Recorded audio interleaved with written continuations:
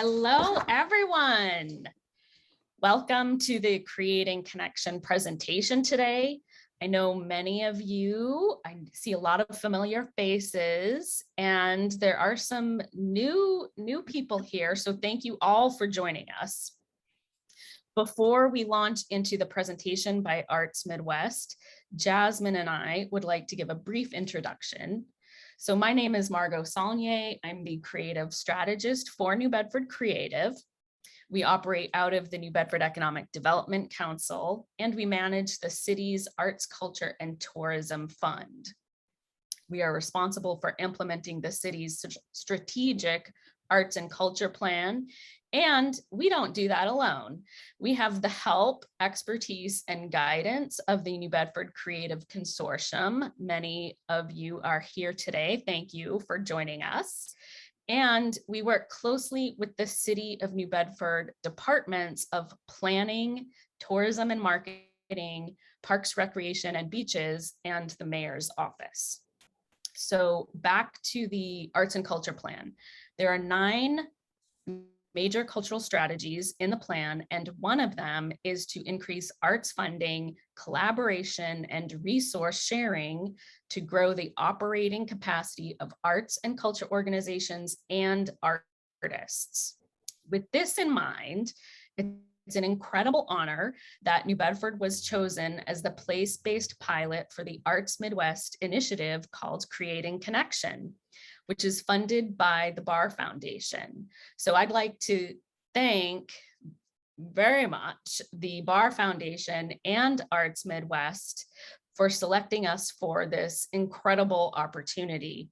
And that would not have happened without the amazing creative work that you all have been doing. So all of your work over the many years here in New Bedford has contributed to us being at this exciting moment. And we're watching this beautiful photo of the amazing Candida Rose. And she is an incredibly gifted singer here, as many of you know. And this photo was taken on AHA Night earlier this summer. And Candida was presented that night by Allison Wells, who's standing behind her, if you can see Allison, Allison Wells Gallery, and Celia's Boutique. And this was on Williams Street. And the photographer who took this photo is Ethan Diaguiar. So in this one photo, it's such a great example of the amazing talent that we have here in New Bedford. So you will learn much more about this opportunity for New Bedford in today's session. And we are excited because we think that this is valuable for you, whether or not you continue to participate in the next year in this initiative. So this is meant to be of value to you in your creative practice. If you work at a nonprofit organization or you own a creative enterprise, we think this is really valuable for you today. And I'm also excited because it's allowed us to bring on as the full-time project manager, the amazingly talented Jasmine Baird. And so Jasmine, if you're not already off mute, you can come off mute and introduce yourself. Thank you, Margot. Hi, everyone. Excuse me. My name is Jasmine Baird. I am the Senior Creative Fellow with New Bedford Creative, and I am also the project manager for this initiative. So I'm really excited about this opportunity for New Bedford, and I'm also really excited to get to know more of you and potentially work with you all. So just briefly, a quick background about me. I'm a New Bedford native, so I am born and raised from New Bedford. I hold a degree in marketing from UMass Dartmouth, and then also a media management master's degree from the New School. And within the last year and a half with New Bedford Creative, I've led our New Bedford Creative Artist Instagram takeover, which you can all find on our Instagram. And recently I led our peer-to-peer summer series with New Bedford Creative on our YouTube. So you can find that there as well at New Bedford Creative. So like I said, I'm very excited about this initiative. Margot and I have had the pleasure of working with Ann and Michael in our planning meetings. So I don't want to take too much time. Without further ado, I want to introduce our guest speakers of this afternoon from Arts Midwest. Ann Romans is with us, and she is the Vice President of Revenue and Communications, and also Michael Johnson, who is the Community Engagement Manager. So thank you both for being here today and putting this presentation together. And whenever you guys are ready, take it away. Thank you, Margot and Jasmine. And hello, everyone. We're super excited to be here and to share more about the Creating Connection initiative. I know some of you were probably on the call that we had in September that kind of introduced the research and the project a little bit and teased out a little bit of the content. And I know in that conversation, I kept saying, but come to the full session and you'll get even more. So we're really glad that you're here, and a huge welcome to folks who were not able to join that session and have popped into the call today. So we've got just a ton of material to cover, and we're going to dive right into it. And what we're going to do is let's see, Michael, if you can go to the next slide, just a couple of really quick housekeeping items. We are primarily relying on the chat today for any questions or technical issues that you have. We're doing that so that we aren't trying to navigate folks muting and unmuting, but please pop any questions you may have into that space. We do have closed captioning available via the Zoom platform, and if you have questions on how to access that, please chat to Margot or Jasmine. And then we are sharing a recording of this session with you all, as well as the full slide deck. So don't worry about getting access to any of the slides. If we go past too quickly or you want to go back and revisit it, we will make that available to you. So I think most of you have started to do this already, but if not, please chat your name, your organization. If you care to share kind of why you're joining us today, we would love to kind of gather that info and some of those insights. You can just pop those right in the chat. And on the next slide, you can kind of see just a super quick, Margot or Jasmine already did a really nice job of introducing us, but I'm Ann Romans. I use she, her pronouns. I work at Arts Midwest, which for those of you who aren't familiar with Arts Midwest, it is like the NEFA of the Midwest. So if you're familiar with the New England Foundation for the Arts and kind of the regional arts organization infrastructure, we serve what is primarily a 9-state region, but we also get the pleasure of working on some national projects, including this one, which brings us into communities like New Bedford to support all the exciting work that you're doing there. So I'll let Michael introduce himself as well. Thanks, Ann. And thanks everybody for joining us. So yeah, I'm Michael Johnson. I use he, him pronouns. And at Arts Midwest, I serve as the Community Engagement Manager, and I'm super excited to get to work with you all, hopefully, on this initiative. So just another super quick thank you to Margot and Jasmine and the New Bedford Creative Team, as well as Bar Foundation, which is making this whole session possible today. We would not be able to do it without the investment from Bar and without the incredible partnership from the New Bedford Creative Team. So we're really eager about all that's ahead in working with this community. I think we're going to start off with a quick activity. So go ahead, Michael.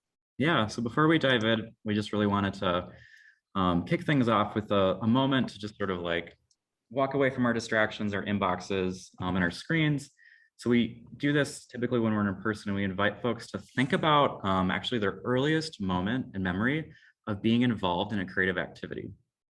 So if it helps, you can pop off your camera, close your eyes, and for the next 60 seconds or so, think back to that activity. So think about what you were doing, who was there with you, why do you think you remember this experience? You can potentially think back to what you saw, what you heard, what you felt, what you smelled. So for the next maybe 30 seconds or so, just pause and reflect on this earliest creative experience. Great, and if you're comfortable, please tell us about this memory in the chat. Maybe name, again, where you were or who was there with you. And if you feel especially brave, tell us why you think you remember this moment. Great, thanks. So we like to kick off the session this way with this memory exercise because we're encouraging folks across our field, across the arts and culture field, to think about themselves, not in the business of just producing performances or shows, exhibitions, but instead really reflecting and thinking about the work that we're doing as really being in the business of making memories together.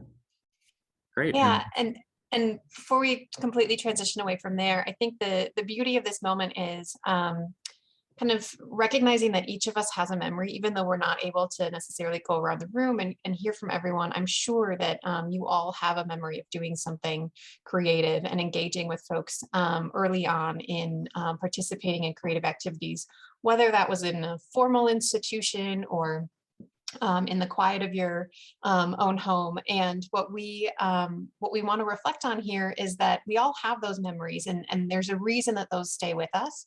And so as we step into programming or messaging for some of our institutions, thinking about the ways in which we can tap into our own memories or this concept of memory to help people really understand that this is something that they can do as well with their children or with their grandchildren, and really kind of building in that through line so that they have that sort of reflection moment that coming to your organization or participating in an activity that you're producing is a way that they too can make memories, and thinking of that as part of that sort of longer chain of engaging folks in formative arts experiences when they're young, and the power of that kind of staying with them.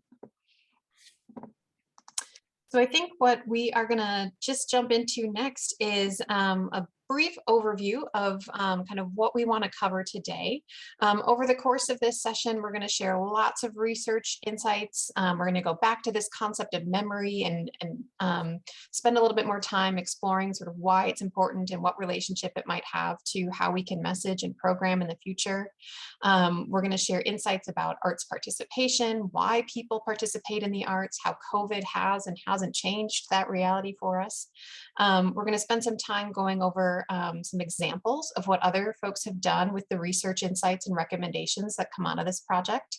And then we're going to chat a little bit more about how folks in New Bedford can get involved in a couple different activities that we have in partnership with the New Bedford Creative. So what I think we want to start out with is kind of sharing our big goal. So why are we doing this? What are we talking about today? What I'm going to share here is that a few years ago, Arts Midwest began to explore how we can broaden support for arts, culture, and creativity in our communities.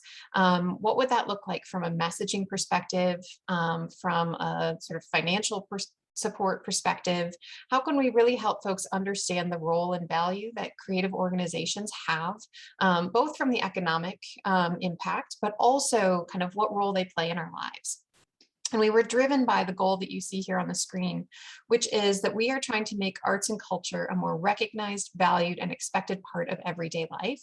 And we're determined to find new ways for arts and cultural institutions to help kind of connect with people across their communities, and help sort of build a bridge between what they have to offer and what folks are looking for in their daily lives or in their relationships with their families. And in doing so, really help to build that bridge and to make creativity kind of more of the everyday routine, and then certainly more something that we see value of when it comes to funding institutions in our communities or recognizing the role of creative organizations in community development projects. So this is kind of the big goal that we have set out for us today. On the next slide, you'll see that we're kind of mashing up a couple of different research studies. And so I invite you to think of this as sort of like a lit review, where we're considering sort of 3 different data sets, all with different research methodologies. So I'm not trying to necessarily merge them and say that they are one by any means, but instead sort of pull out what we think are sort of the best of highlights to help us understand a little bit more about arts participation in our country, the values and motivators behind that participation, and then again, kind of how COVID may have changed that. So the 3 studies, the first one that we're going to take a look at is the Survey of Public Participation in the Arts, which is a study that the National Endowment for the Arts produces every couple of years. And this is where we're going to glean a lot of insights about kind of what do we know about arts participation across the country. The next study that we're looking at is one that Arts Midwest produced. So this is our own research that helped kind of explore not necessarily what do we know about arts participation, but rather sort of what motivates folks to participate in arts, culture, and creativity. What do they care most about in their communities, and how can we kind of tap into that when we start to think about messaging and when we start to think about programming? And then what we also wanted to bring into the conversation today, which is a relatively new element for us, is how has COVID changed that conversation? Has it changed that conversation? What can we learn about some of the early research that came out of the pandemic? And this is where we're going to be relying on the survey from LaPlaca Cohen and Slover Lynette that was sort of their special edition version of Culture Track that started to look at kind of how can we best serve audiences through creativity in this pandemic moment that we're in. So we're going to kind of mash up those three studies, and it's going to be a little bit of popping back and forth, but we'll try to make it really clear kind of which data point or data set we're referencing when we go through that. What we're going to start with then is the endowment. So what you're looking at here is a slide that we've actually been using for a number of years in our research and our presentations around creating connection. And what it shows you is sort of what we consider to be a really big opportunity area for our sector. So we are optimists, and there will be optimistic moments throughout this entire presentation, even if sometimes the data looks like it's not super positive for arts and culture. We always think that there's a chance there to instead sort of spin that into how can we turn this into an opportunity for us. So what you're looking at here is the endowment tracking the percent of adults in the United States that participate in an arts event on an annual basis. And so what you can see is, like, in 1982, there were about 39% of adults who said that they participated in what the endowment was classifying as a benchmark arts activity.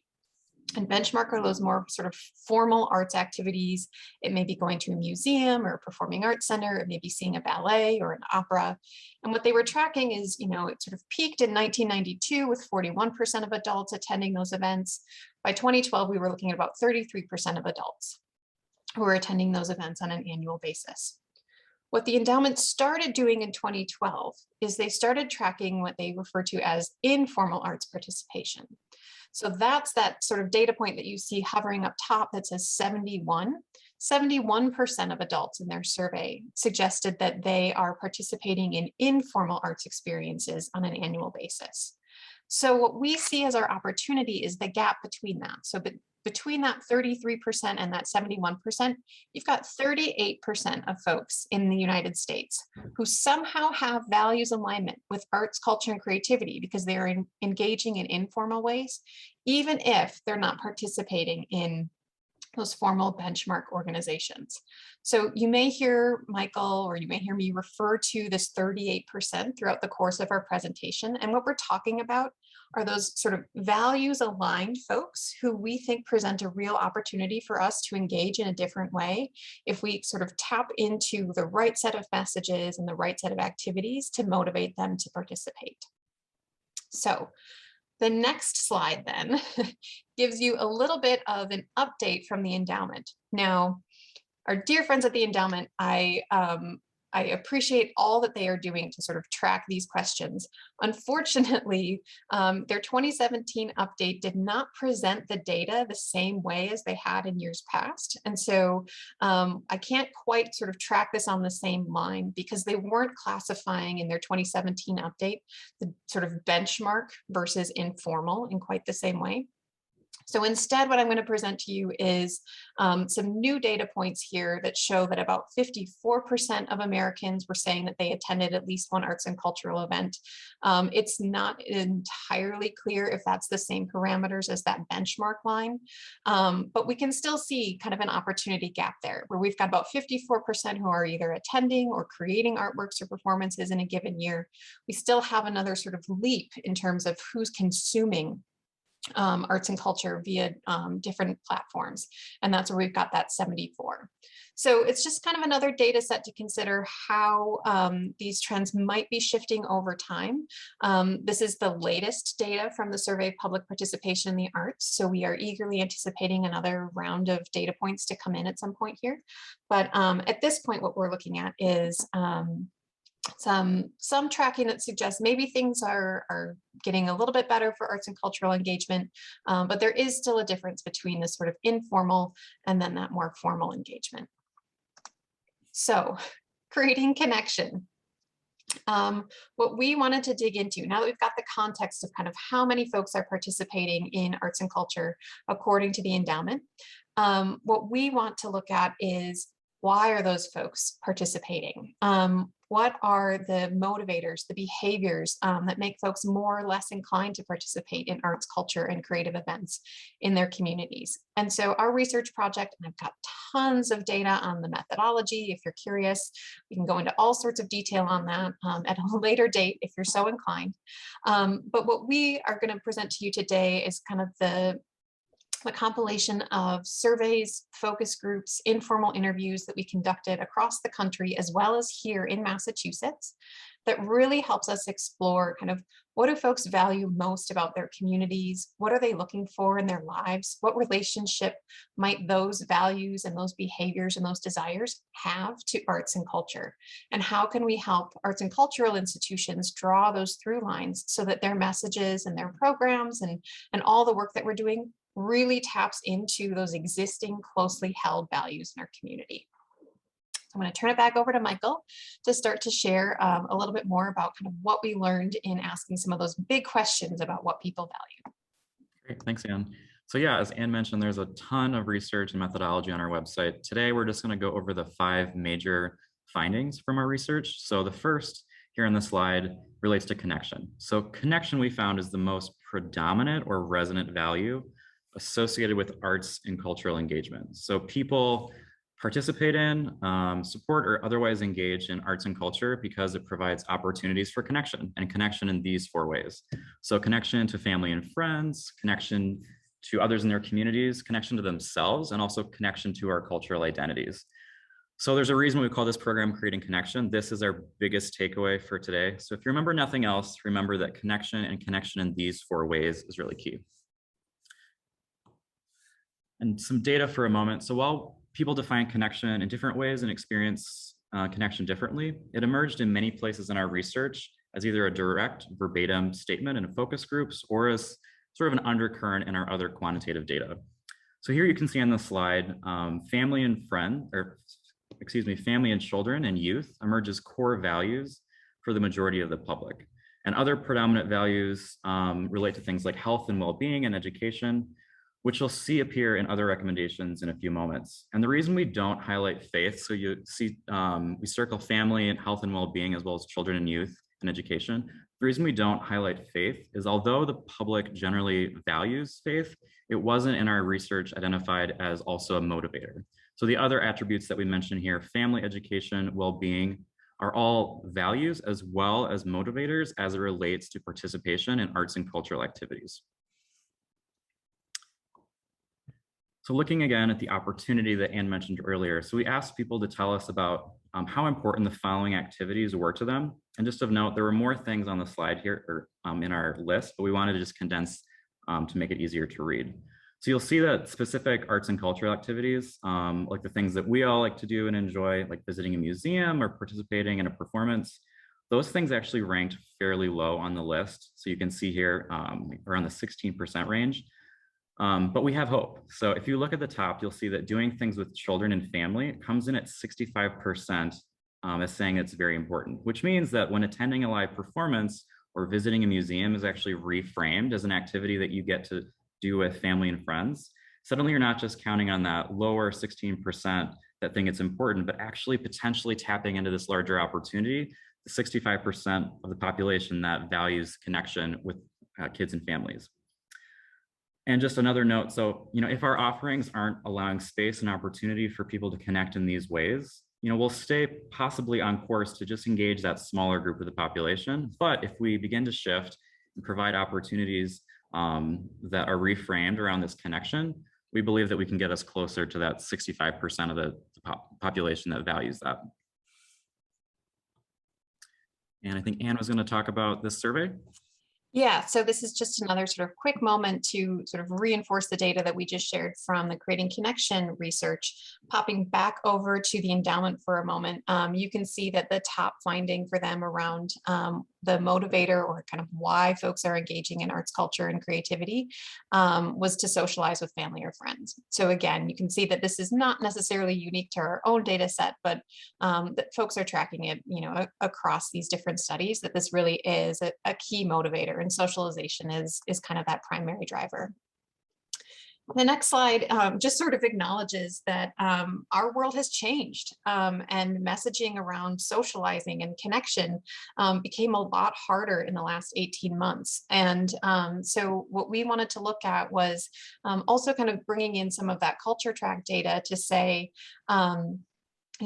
what can we learn about what folks are looking for in this pandemic moment, and how have things changed or not? So on the next slide, what you can start to see is that despite the pandemic and despite all of our sort of messaging around social distancing and staying apart, there is still obviously a lot of desire in our communities for connection.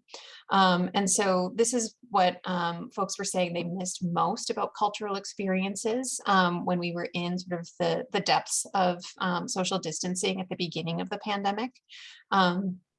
Folks really wanted to get outdoors. They really wanted to connect with other people.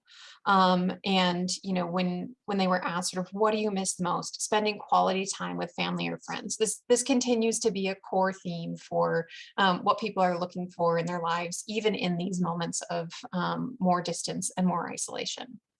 On the next slide, you can see again, that we're looking at sort of what's the role of arts organizations in helping folks sort of navigate the COVID-19 crisis. 49% were saying stay connected. They are looking for our organizations to help them sort of bridge these gaps, whether that means sort of reopening and becoming that place where people can reunite with one another, or finding creative ways to do that sort of bridging and that connection in digital experiences. We're going to come back to this 53% wanting to laugh and relax, because that's actually another good finding for us as it relates to the benefits that people derive from participating in their creative activities. The last culture track slide that I'm going to share right now is around kind of again, that sort of role that arts organizations can play, connection and processing. People really wanted to stay connected. They're also looking for that emotional support. And Culture Track has done a beautiful job of mapping out all of their findings around this. And we do expect that they're going to come out with another study yet this fall. It's not quite live on their website yet, but we expect that a new data set this fall is going to give us even more insights into what some of these things mean for reopening. But right now, what we're looking at are their primary findings from the first few months of the pandemic in sort of spring, summer of 2020. All right, take it away, Michael. Great. So thanks, Anne. Back to creating connection. So this is our second of the 5 major findings that emerged from our research. So this finding suggests that creative expression is a more welcoming and inclusive frame for bringing people into a conversation about arts and culture instead of using arts and culture.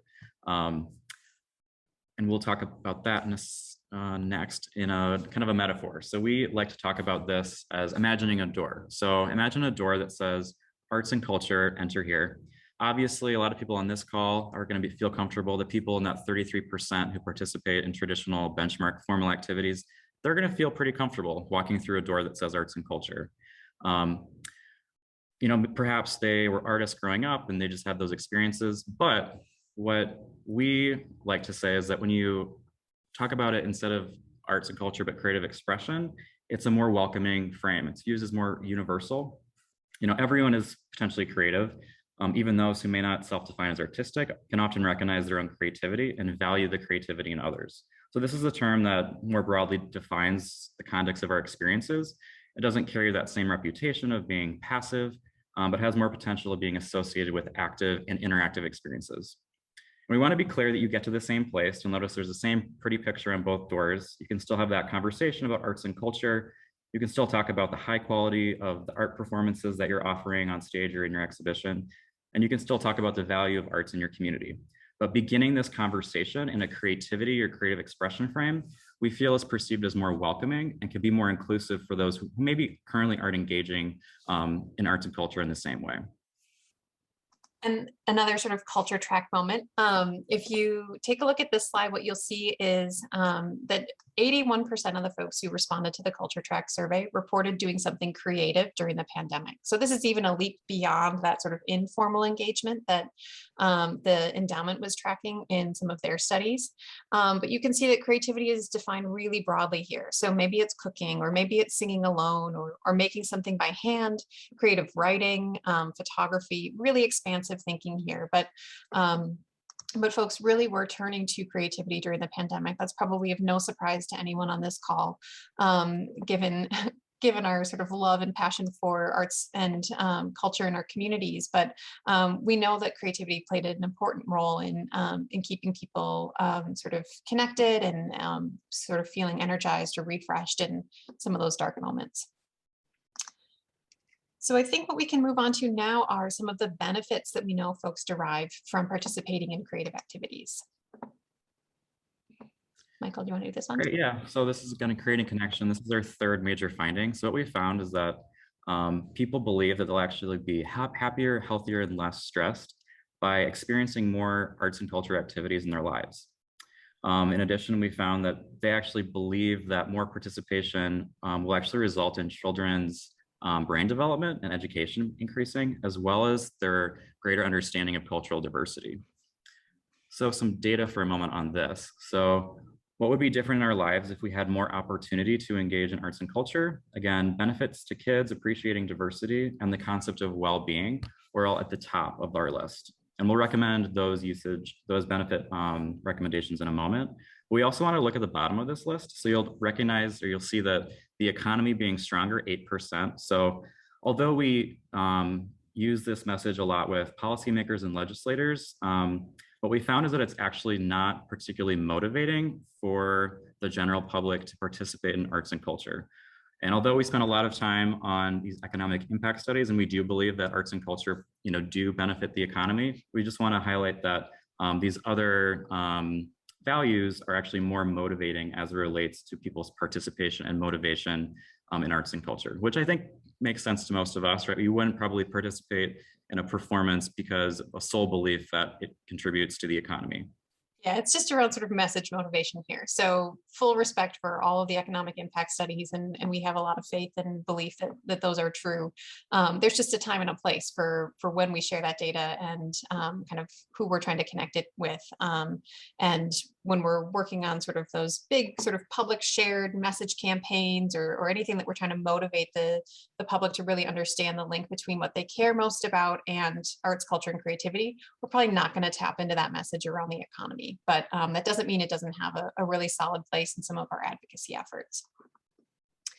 The next slide that we have is just, again, from that culture track study, sort of revisiting that folks were looking to creativity to fulfill their current emotional needs. So again, people feeling happier, healthier, less stressed. It gets back to that sort of laugh and relax benefit that they were associating with creativity earlier on in one of our slides, that this is really what can help folks kind of navigate this pandemic moment, is creativity helping sort of tap into those emotional needs. So I think we're going to pivot now from sort of the early finding around connection, the sort of language finding around creative expression being a stronger frame for folks to sort of welcome themselves into this conversation. Then we talked about benefits a little bit. Now we're going to shift to audiences. So who might be in that 38%? Who were we finding in our creating connection research that felt like they were sort of actively engaged in arts, culture, and creativity, or that they had even more opportunity to engage and that we could kind of tap into those motivations. And what we found time and again in our research were sort of 4 demographic categories. And this is in our national research study. And I'm going to speak a little bit more specifically about Massachusetts in a moment. But in our national research study, we found that people under the age of 40, people who identify as women, parents of young children and people of color were more likely to say that they believe creative expression and creativity is important in their lives. And we know that that may or may not align with the sort of patron data that you all might be collecting for your institutions, or that other folks across the sector are looking at. But time and again, when it comes to this sort of values alignment with arts, culture, and creativity, it was these 4 demographic categories that really rose to the top. We're going to share a couple slides on that, and then we're going to go into some specifics around Massachusetts. So the first slide kind of shows you the folks saying that this activity was important to them. So under 40 is that dark blue line where they were more likely to say that attending a live performance, reading literature, making or creating art was important to them than folks over the age of 40. And it was every single one of these questions that we were asking. In the next slide, you can see how parents of young children responded to that same sort of how important is this to you question. So again, making or sharing photography or video is more important if you have kids under the age of 18 living at home than folks who do not have kids under the age of 18 living at home. So again, every single category here, we were finding a lot of resonance with parents. And the same was true when we were looking at the data from a racial diversity perspective. It was, people of color who were more likely to say these activities were important than folks who identify as white, as well as folks who identify as women were more likely to say that these activities were important than folks who identify as men. Another quick sort of summary of all of that data here. The way to read this chart is that if you look in that parents of children under 18 column, you can see 24% parents of young children were more likely to consider it important to be creative, artistic, or to express their culture. People of color were 8% more likely to say that they often have the opportunity to be creative. Women were 10% more likely to say that they consider it important to have access to artistic and cultural opportunities in their community. So this is well beyond the margin of error on our statistics here, that in every single one of these data points, it was coming in with a lot more resonance and a lot stronger response from these 4 demographic categories. But we've got a big caveat here because we know that women, parents of young children, people under the age of 40, people of color compose entirely huge segments of our population. And we want to be really careful about making sweeping generalizations about that. So what we wanted to do when we had the opportunity with support from Barr Foundation and to do a little bit of extra research in Massachusetts itself was to step back from some of these broad demographic categories and instead say, from a psychographic perspective, what can we learn about folks in Massachusetts?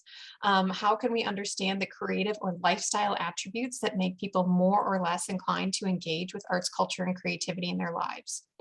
And so what we did is through a series of surveys and focus groups, we asked some of these big questions that allowed us to group the Massachusetts responses into 4 categories, which we are naming here as Group 1, Group 2, Group 3, and Group 4.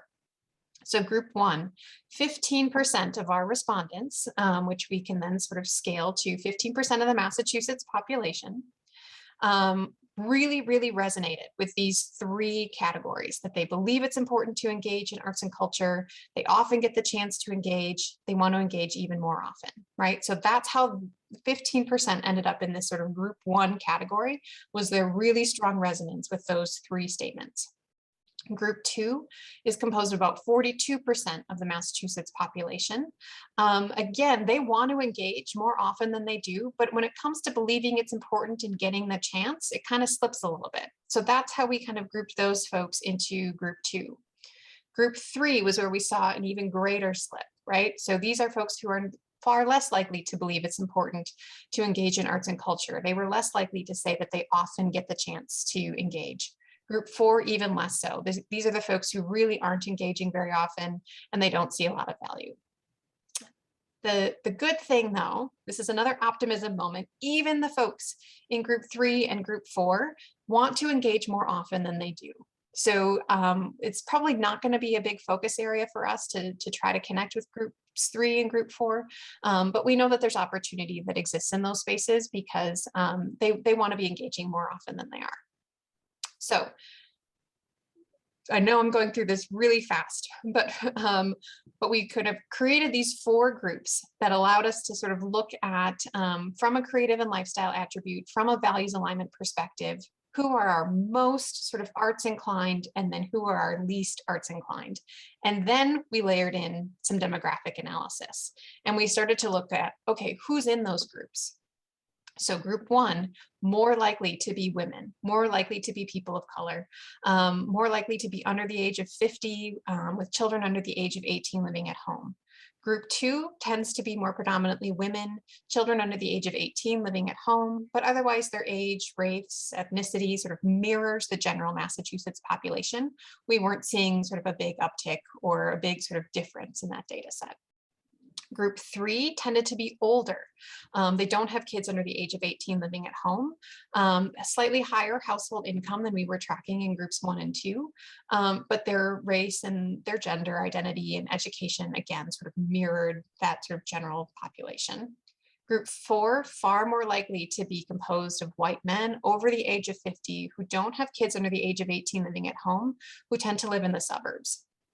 So that's, again, where we were seeing some big sort of demographic differences as we were looking at these 4 groups. Now, a couple of really big caveats on this slide as well. We want to be careful that we don't assume that group 4 is exclusively composed of white men over the age of 50 who live in the suburbs with no kids under the age of 18 living at home. There are absolutely folks who fit those demographic categories who are in group 1 because they have strong values alignment. It's just that they're far more likely to be in group 4. So that's kind of how we have to look at this data, is that if we're trying to make some generalizations, which we recognize is always a tricky thing to do, but if we're trying to generally understand some of the demographics of who's in these categories, we want to look at sort of assuming that it's more likely that these are going to be the demographics in these 4 groups, but not exclusively. So on the next slide, I'm going to talk a little bit about sort of what we've learned about some of these different groups according to their creative and lifestyle attributes. So how do they spend their time? What do they do? What do they value? And I'm going to talk about the left and the right side of the spectrum, but I want to be really careful that you don't necessarily associate that with the political spectrum. We have very intentionally kept politics out of this analysis because we think that it just creates a more sort of divisive way of looking at the data. And it doesn't actually help us think or talk about how we want to appeal to different folks in our communities. So instead, if I refer to the left of the spectrum, it really is just this segmentation spectrum where we're looking at kind of group 1 in that 15%. So from a lifestyle perspective, the farther you are to the left of the spectrum, the more likely you are to look for ways to lead a healthier life, consider yourself to be environmentally conscious, say that you value family and community, and say that you're kind of the first among your friends to try new technology, new products. You may be sort of eager to test and do new things. Then, of course, it kind of declines over those 3 groups to the right. So group 4 is least likely to say those things. Okay, so that's the lifestyle attributes of the folks who are in those 4 groups.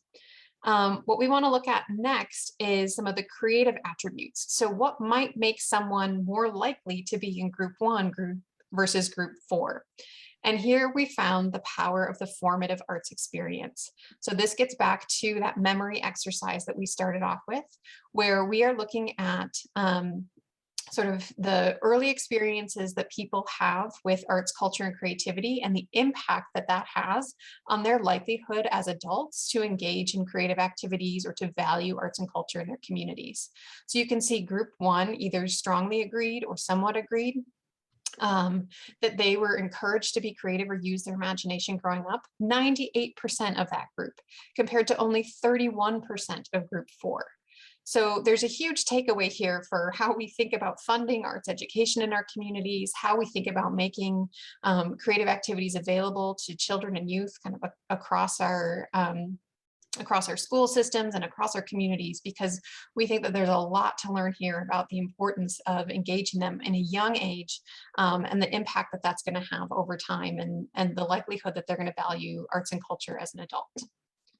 Another big finding for us is around the kinds of experiences that folks want to have when they go into an arts organization. And here what you'll see, and it'll relate to another slide that we'll share in just a moment, around folks really wanting active engagement.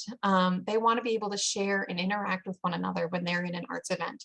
That was true across groups 1, 2, and 3, less so group 4, but still folks are really wanting that kind of interactive experience, something that's going to be fun, something that's going to give them an opportunity to kind of actively engage as opposed to be sort of a passive observer. So we'll talk a little bit more about what that means in just a moment. The last slide we're going to share about our Massachusetts data right now is kind of a big one when it comes to our messaging. So in our survey of in Massachusetts, what we did is at the beginning of the survey, we said, here's a long list of activities. It's things like pick back up a creative hobby or activity, take lessons or study something creative, attend a live theater or dance performance. You could see kind of how those sort of fall out on this chart here. So we had this long list and we said, how likely are you to do these things over the next 12 months? And folks kind of ranked their likelihood. Over the course of the survey, which was about a 10-15 minute survey, we exposed the respondents to a series of messages that were aligned with our early research findings around connection, around creativity, around the value of engaging with family and friends in these activities, the value of creativity to youth, all of those great things, all of these sort of values informed messages that we're about to share with you. So we shared those messages with folks in the survey. And then at the end of the survey, we said, okay, how likely are you to do these things? And we included the same list.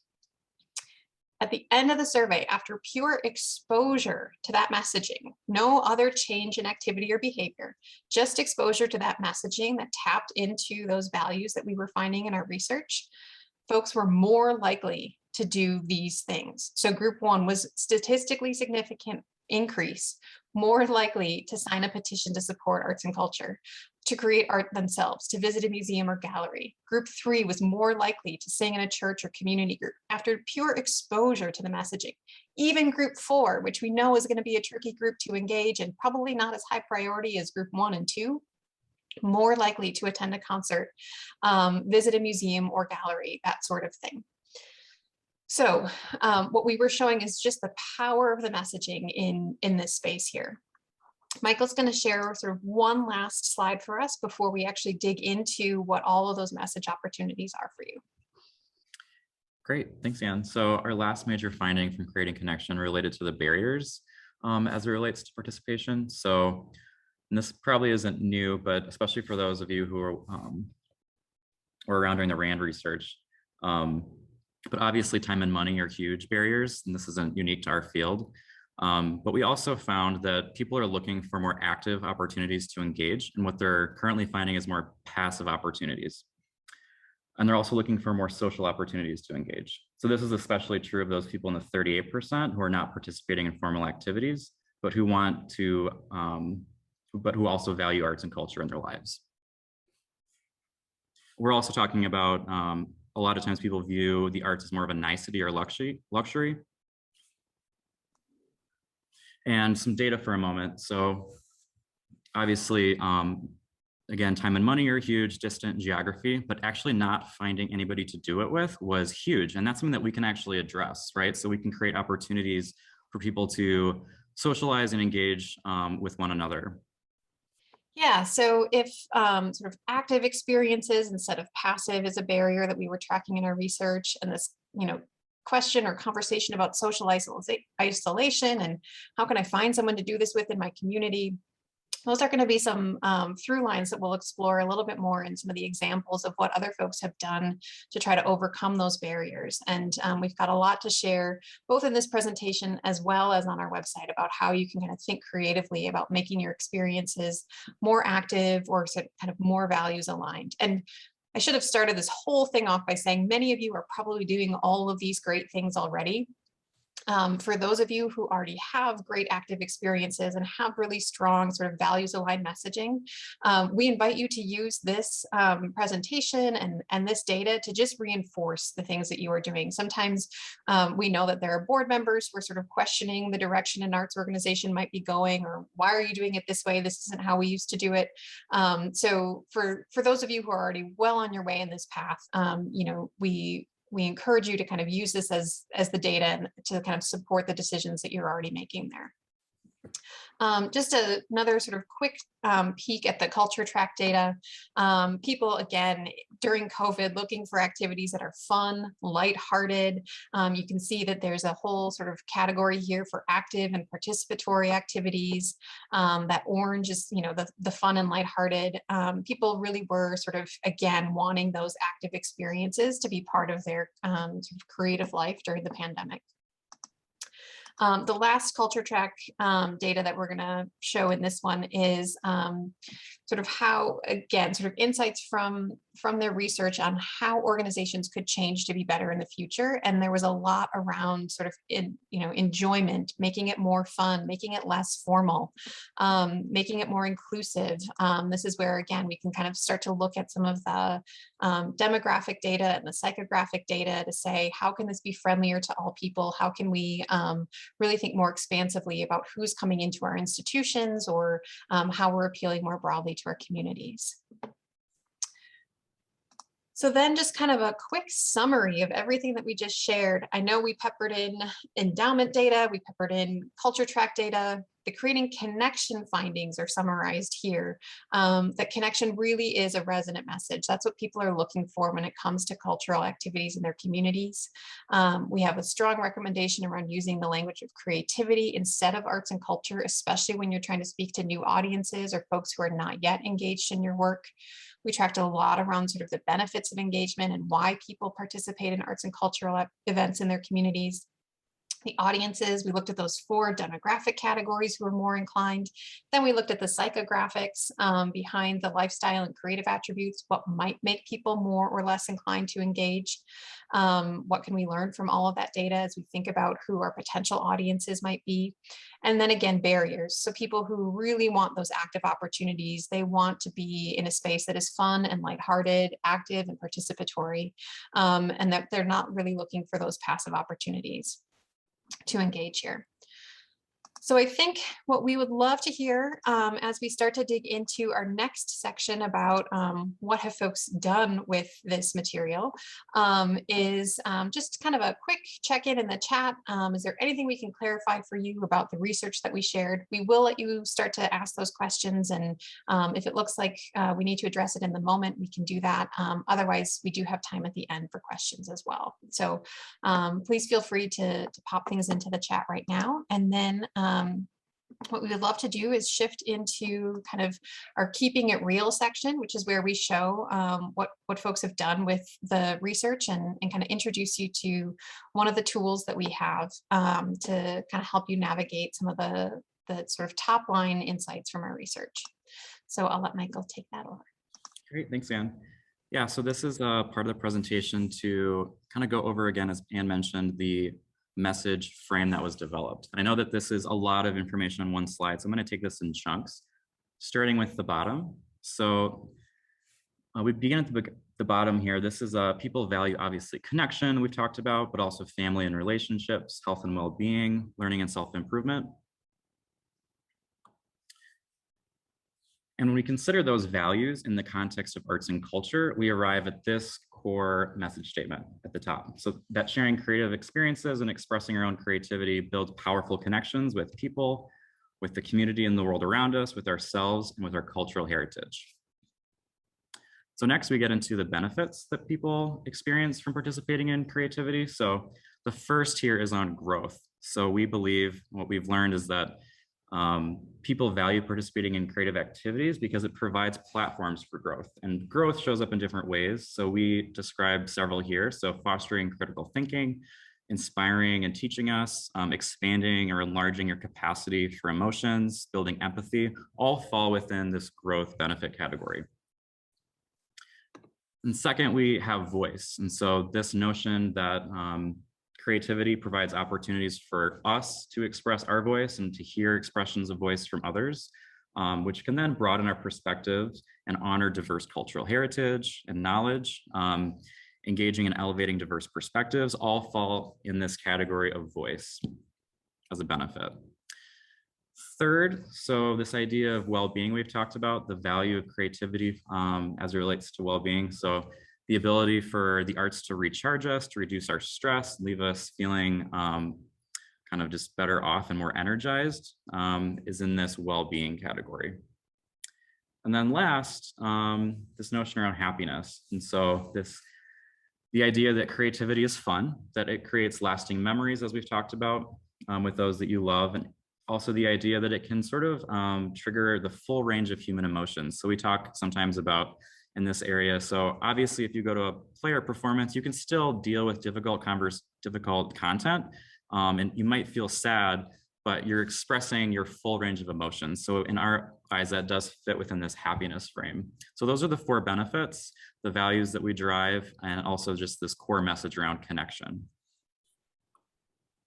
No, that was a lot of information, so I probably want to pause here in case anybody has clarifying questions. But this is what we developed as recommendations for folks to use based on our research.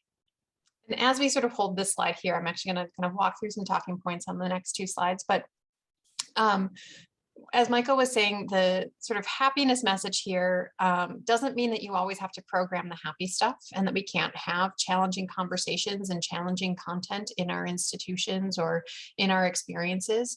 It's just the difference between seeing something and saying that I'm really glad I saw that. It was hard. It was challenging.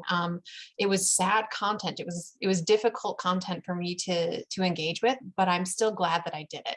And that's the happiness that we're talking about here. It's not that everything has to be kind of sunshine and rainbows, and that we can only do the work that that makes folks sort of smile as they walk out. It's more about the emotional experience that you have as you go through that space or through that activity. The other thing that we like to mention throughout this presentation is that we have a lot of messaging in here, of course, around connecting with family and friends. Again, it does not mean that you have to only do children's programming or that everything has to be tailored to that audience. It's thinking more expansively about what that socialization might mean to different audiences and making sure that you've got opportunities for folks to engage with one another in their space, in your space. If they do come into a formal arts institution, what are those opportunities for them to physically connect and to experience things together? So we'd love to hear in the chat if there's a message in here that really feels like it resonates with you. If there's one or that you think is a really powerful way to engage you in the arts, or that you and your institution use quite a bit to talk about the value that you offer to your communities. We'd love to start seeing that come in through the chat. We'll keep walking through our slides here, but invite you to do that. The next slide then is just a little bit of a reminder about that final Massachusetts slide that I showed, where we were looking at the increase of folks saying they were more likely to do those things after being exposed to the message framework. So that was the message framework. When I said that we had values aligned messages that we showed throughout the course of that survey, it was rooted in, conversations about growth, voice, well-being, happiness. We were tapping into all of those in our messages when folks were saying that they were more likely to do those things after they had been exposed to those messages. Oh, sorry about that, Den. I did see your question come in, and what I would say is that the best way to describe it is that we asked, how likely are you to do these things, this list of activities at the beginning? Over the course of the survey, we asked them to rate their reaction to different messages. And then at the end, it was the same exact question. How likely are you to do these things over the next 12 months? So it's hard to say whether they followed through and actually did those things, because we really were just capturing their attention on a 15-minute survey. But we were asking the same question, how likely are you to do this?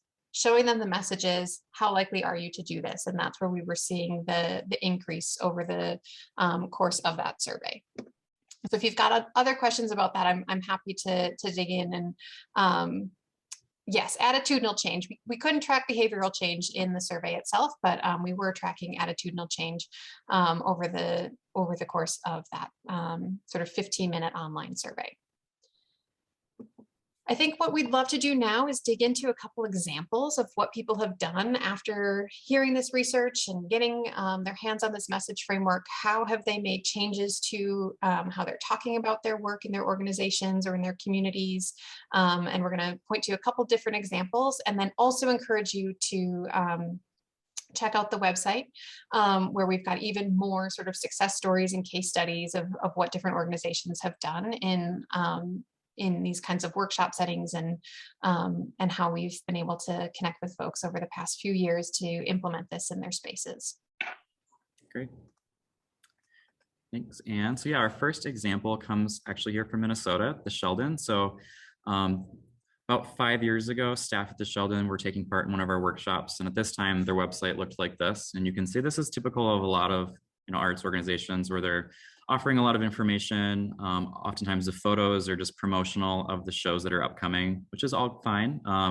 But they were particularly inspired by our presentation, and they were going through a website overhaul during this time. And so what you'll see next is the new website. So this, I would describe as being more invitational, and you actually can see the unforgettable message there, speaking to the importance of memories.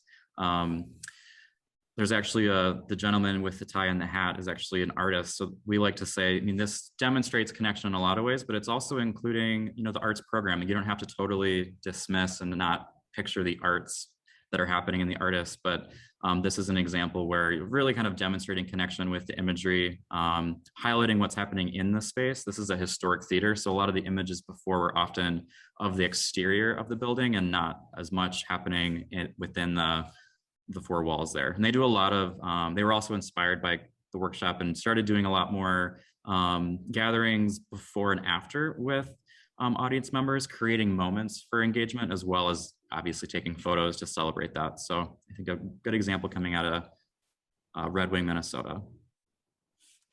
Yeah, and one of the other great things that I think the Sheldon example does is it really sort of highlights that opportunity where a big takeaway for us is to encourage organizations to kind of turn that camera around. And there is a time and a place for featuring the artist and for talking about the artwork. But what folks are also looking for is a little bit of insight into what is this experience going to look like for them? Can they picture themselves in the space or in the activity? And how do the promotional photos for different institutions and different activities kind of do both of those things? So you don't have to completely abandon the beautiful photo of the artist. And sometimes there are contracts that require that you include certain kinds of imagery when you're producing shows or exhibitions. But it's a little bit of a both and. Can you also have images that give people a sense of what it's going to look like to be in that space and to enjoy that time together? So that's a big takeaway for us. And that's one thing that we've worked with a lot of institutions on doing, is just hiring a photographer and trading that photographer on kind of what they're looking for in that sort of set of photos, and then using that in their promotional materials instead of relying on images that are exclusively of the artist or exclusively of what are probably really beautiful buildings, but making sure that you can kind of see the audience active and in that space and enjoying themselves as well. The next example is from Eugene Symphony, which is out in Oregon, another group that we've worked with that, again, did some of the same things. They started to turn that camera around, and instead of just focusing on the musicians in the orchestra or, featuring those images, they started to kind of show what the experience can be in going to things like their outdoor summer festival. And so this is from their Instagram from a couple years ago, pre-COVID, where you can kind of see what they were starting to do in terms of communicating what that audience experience is going to be like. The next slide shows kind of a pre-COVID and then a now that we're in this COVID world moment where, there's the image of their artistic director engaging with someone at an instrument petting zoo where they were inviting folks to come and learn about instruments and kind of test them out. You can see they've continued with that activity and have now started this whole sort of prompt on their social media around, when I grow up, I want to be a conductor. And so the next slide, you can kind of see how they're taking that active participation out into the community. Again, you don't have to go into the formal institution in order to experience this with Eugene Symphony, but instead they have their musicians sort of set up to perform, and then they invite anyone from the community to come up and conduct. And so it's young children, it's adults, anyone who's ever wanted to try conducting a group of musicians, and then the musicians actually play as if they're following that direction from the conductor. So this is another sort of playful way of inviting the community into an arts experience. It's not super formal, it is active and participatory, and then they're showing people having a really good time in the social media as they're doing it. So we love all the things that Eugene Symphony has to offer in terms of insights. There's an entire case study on our website or success story about them that walks you through how they incorporated creating connection findings into their season brochure, artist Instagram takeovers that really help humanize the artists that come into the community and show that they are not these sort of elite folks, but instead are also at the coffee shop and enjoying walking through the park as they experience the Eugene community. You can see what it looks like in solicitation letters and how they've started to weave that language into their development efforts, what it looked like in their annual report. They have a whole video series called Meet Francesco, which is all about introducing their artistic director and conductor to the community and just hearing his enthusiasm. And again, making that experience really, really approachable. The next slide shows another section of our Eugene Symphony success story on our website, which then talks about how they've started to build in participatory experiences into their annual gala, how they are encouraging folks to interact with one another when they're physically in the space through different sort of lobby whiteboards with prompts on them, some messaging that they have in their program magazine when you sit down. So really dig into that one. I think it offers up a lot of good insights and ideas for kind of what this active engagement might look like and how that's also reflected in messaging. We don't have a ton of time left, and we've got a couple of really important examples that we want to share. So what we're going to do right now is show you an A/B test, which is that we worked with an organization in the San Jose, California community. It's called the New Ballet School. And they got a small grant from the Office of Cultural Affairs. And what they wanted to do was sort of test the Creating Connection message against what they had been using as their own messaging and marketing for a long time. And so what we're going to show you first is kind of their sort of standard approach to marketing and messaging, and kind of how they had been communicating with their audience around the value of sort of registering for classes at the New Ballet School. Then we're going to show you the Creating Connection informed version of that. We'll let you kind of understand what the differences are. I think it'll be pretty obvious to see kind of how different the two films are. And then we'll talk about kind of how that A/B test performed when it was put into the Facebook A/B test environment. So let's watch the New Ballet version 1. From the moment you enter the studios and hear the live piano music, you know you're in a school that honors a classic tradition.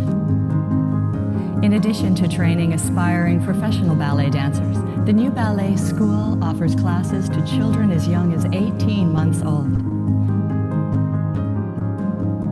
Ballet is a collaborative art, and at the New Ballet School, the students don't just dance to music, they dance with the music.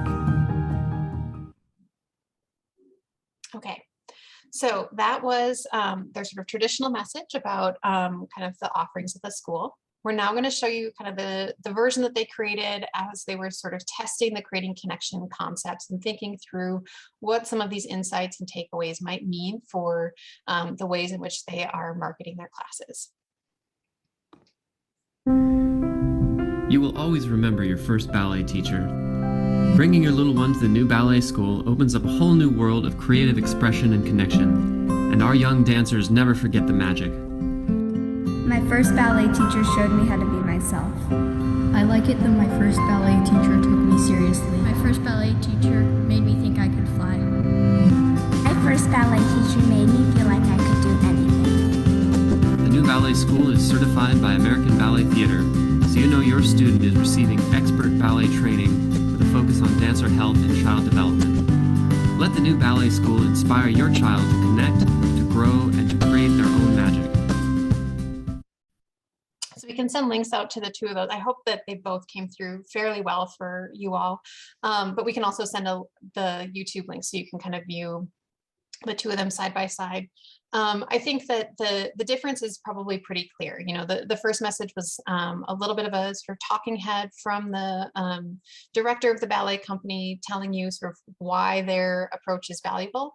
The second version invited insights from the students, really flipped kind of who the messenger was, and invited the kids to talk about what was most important about their first ballet teacher and why that's had an impact on them. And it was as if we planned it, although I promise you we didn't. There was a comment earlier in the chat where someone on this call, when we did that memory exercise, said that what they sort of were drawn back to was a ballet class at New Bedford Ballet with Mrs. Thomas Mello. So it is, again, sort of remembering the importance of the ballet teacher, letting folks think through the power of memories. And that's exactly what this was inviting those students to do in the ballet company.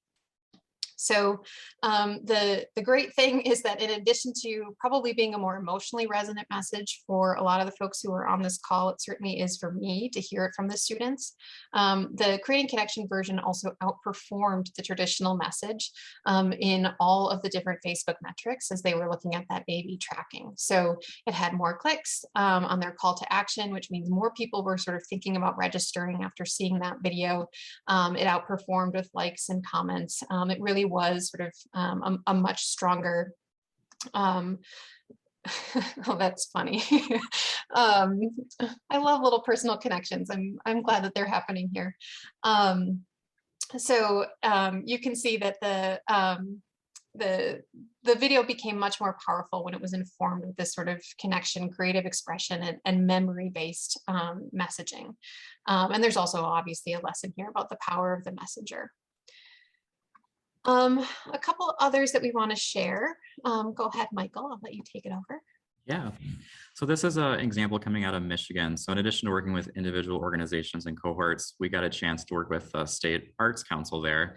And they developed a radio program series where they interviewed, I believe it was 5 individuals in the state and highlighted their stories in a Creating Connection frame. So as you can see on the screen, with the 3 headlines here, they leaned heavily, especially into the health and well-being benefit category. So talking about how creative experiences really helped these individuals deal with things like anxiety and mental health or the loss of a loved one. And so this was a couple of years ago now, and I'm not sure if there's other examples in other states related to the radio series, but it performed really well. And I think it was a strong example of how you can use media, and I think hopefully can inspire us with the New Bedford messaging work as well. So just another sort of quick moment here to give a little bit of context for what we're about to share around kind of our next steps with New Bedford. So from 2016 to 2019, we brought the Creating Connection framework, this research presentation, some of these examples into what we refer to as a peer learning cohort, which was a group of 10 organizations in Massachusetts who came together over the span of those sort of 2.5 years to work together on thinking through what these research insights and implications might mean for their organizations, access different kinds of training, technical assistance, coaching. We were able to give them grants to do some sort of implementation work. So again, a little bit of the model that we're about to share with you around what we're doing in New Bedford, although we are sort of informed by what we learned in that first cohort and making a couple changes here and there. But really, you know, we've got this great network of folks in Massachusetts who went through this project with us and who also have really strong examples. We're not going to share them all here today because we did share a handful of them the last time that we connected with some of you. We're going to highlight 2 different examples that came out of Massachusetts, and then we're going to spend a little bit more time talking about kind of what this all means for New Bedford. But right now you can kind of see that little list of folks, and we've got lots more information online, and we can, again, follow up with you if you've got specific questions for that first batch of organizations that went through the training in Massachusetts. Go ahead, Michael. Yeah, thanks. So I think folks may be familiar with Featherstone Center for the Arts and Martha's Vineyard. So they were a part of our last cohort. And this is an example of their website when they started with us. So Similar to the Sheldon, it's very informational. There's an exterior shot of the building, which feels a little static and just a little dated. So during their time with us, they worked on a new website. So as you can see here, they've actually incorporated creating connection messaging into their new mission statement and their branding, and also are really demonstrating the types of experiences that people can have in their building, and the connection that you can have with friends while you're participating in a workshop or event. And the photos on the left are a collage of the different programs that took place during that time, including, I'll highlight a boat builders exhibit, which was really important for the local community to feel a part of the organization. So it was one of their more popular events, and it was inspired by the participation in the cohort. So a really successful example coming out of Martha's Vineyard. And I know we're super excited to hopefully work with them again on this new cohort. Oops. And then, Anne, do we have time for one more video? We've got time. This is a great example from our colleagues at the POW Art Center, which is part of the Boston Chinatown Neighborhood Center. And they were part of that original cohort. And we're just going to show you another example. It's not an A/B test. Instead, they just sort of fully embraced the creating connection philosophy and incorporated it into this video about kind of what they have to offer at their art center. This is my friend's art. Arts are a means of exploring our shared humanity. It's a way for people to touch beauty. Because you might have something deep inside that you feel, and have someone else that feels that thing connect with you through the art is really magical. Art has helped me make sense of myself and my identity and my place in the world. You know, a lot of the time our narratives get flattened, and these spaces are extremely valuable for preserving diversity and accuracy of experience. Japanese American incarceration is my family's history. This is our story. She says I gotta get out of this place. This song reminds me of my hometown.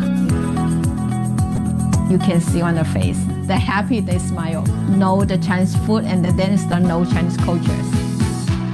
现在这个社会比较浮躁嘛，但是当你坐下来写字、画画的时候，你的心情呢都会有一种愉悦的感觉，对每个人的身心健康都是有好处的。More opportunities for art, more opportunities for expression. Arts are for everyone.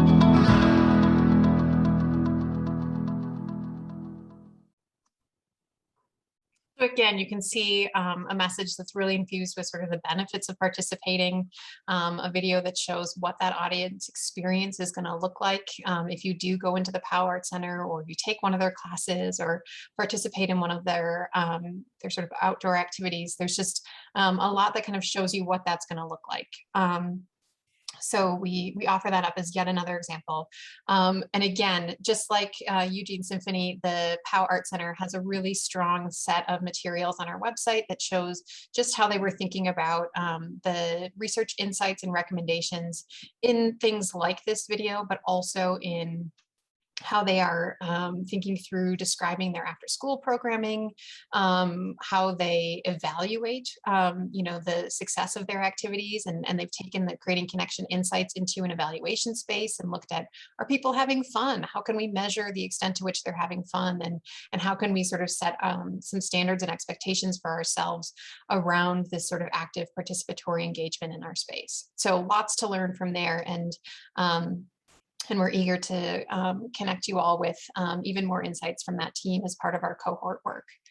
And I think that's probably the perfect segue then into, well, first of all, we've got this little prompt on the screen. So if there's anything that you've got questions about, or anything that kind of stood out to you, something that surprised you, just, feel free to put that in the chat, and we will try to, capture a few of those toward the end of our session here. But what we want to do now is kind of jump ahead to kind of this getting involved, sort of what's next for New Bedford.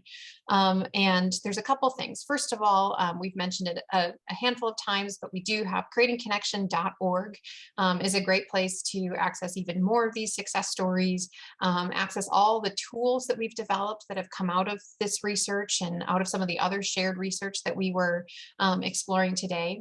So pop over there if you've got questions about what this might mean for sort of messaging, or how you can think about this in the context of, telling your story, taking photos, some of those sort of key insights, what it means from a programming perspective. And then the next thing that we want to do is spend some time just sort of walking through two opportunities that we are planning to bring to the New Bedford community over the next probably 12 months or so. So the first one is this shared messaging campaign. So we are super excited to be working with the folks at New Bedford Creative and bringing in an agency to help us sort of co-create a shared message around the power and value of creativity in New Bedford. And what we are really excited to do is, using the Creating Connection materials as sort of a baseline, explore what the local nuance might be. So we know that there are some sort of standard messages that came out of our work, and we're going to sort of think about those in this greater context. But we also want to hear from folks in the community about what are the unique values or attributes of the creative sector in New Bedford? How can we think about those? How can we weave those into what we want to create in terms of a public-facing campaign that really does kind of celebrate and share the role and value of creativity in New Bedford? And so that's something that we'll be connecting with folks about probably in sort of the late winter, early spring of 2022. Where we're going to try to pull together some focus groups, source some new ideas, again, sort of revisit probably some of the recommendations that came out of our work, but recognize that that there's going to be kind of a unique New Bedford flair that we want to put on this, and that we want to make sure that we're using imagery and concepts that really resonate with you all as we create this sort of shared messaging campaign. So we'll have more information about that out to you all after the new year. But that's opportunity number one, is to participate in that campaign by joining our focus groups and kind of advising us on that sort of local flair, local nuance part of the project. The other opportunity that we have in front of us is that we are creating another peer learning cohort. So just like that sort of last Massachusetts cohort, we are now looking at a group of 7 organizations who would participate in some additional training, some additional technical assistance, digging back into some of the concepts that we introduced today and really exploring what they might mean for your organization's messaging or your programming.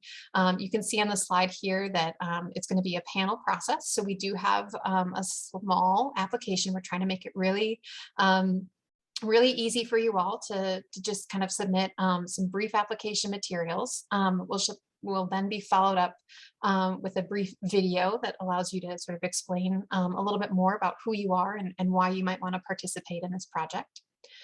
So that's the application process. And as part of the cohort then, once we've got those 7 organizations identified, each will get a $15,000 stipend just for participation, as well as have access to another $20,000 in grant support for projects. So again, you can see some of the projects and some of the ideas that other folks have done. It was A/B testing, or they were creating new branding or marketing materials.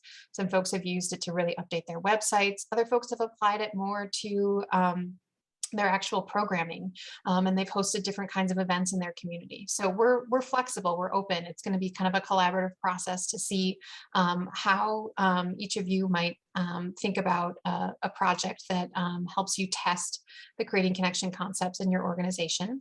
You know, $20,000 available for that project as well. That cohort will kick off in January, and it will go through October. So the application process is going to be kind of right around the corner, and we'll get more details out to you all But what we're really looking for are 7 organizations who've got a little bit of time and the energy to come together in this peer learning space, who are willing to kind of commit between 7 and 10 hours per month. It could be shared across a couple of different staff members, but we really are looking for an active group of folks who can think through what this might mean in their organizations, can kind of test some of this in that marketing and in that programming. And it'll be a combination of trainings as well as sort of more informal conversation, sort of office hour type sessions to kind of explore what this might mean. So we've got 3 minutes left. I haven't seen any big questions come into the chat, but I do want to make a little bit of space for that if folks do have questions. And I'll also turn it back over to Margot and Jasmine to talk a little bit about sort of what's next in New Bedford. Awesome. Thank you so much, Michael and Ann. And as they said, if you have any questions, please feel free to drop them in the chat. I just want to mention that if you are watching this and you are a small nonprofit organization and feel that this may be a lot, just given all the information and what's expected, and may not have the capacity, I still encourage you to apply. I believe that everyone has a story and a compelling mission and vision, and I would hate for it to be a missed opportunity due to lack of bandwidth. So if there's any way that we can work with you, again, meeting all of the requirements, we would like you to do that. So Margot, I don't know if you had anything else to mention, but I'll let the questions kind of roll in the chat if there are any. I mean, because we're short on time, thank you, Jasmine. That was great. And because we're short on time, we are planning to hold office hours. Jasmine will be setting that up. So in the follow-up that you'll receive from Jasmine, who will include this recording as well as the slide deck and the just like a 1 page, or maybe it's 2 pages of what to expect as far as what's involved with the application and how to apply. And also we'll list when we'll have some office hours for you to ask specific questions to your organization and anything else that we can help. So I just want to reiterate today that thank you all so much for coming and giving us your time and space to explore this opportunity with all of us. And it's an exciting time for New Bedford. And we thank Arts Midwest and the Bar Foundation for allowing us this opportunity. So thank you. Thank you all. I will be in touch. Yeah. Thank you. It was nice to meet you. Take care. Have a good day.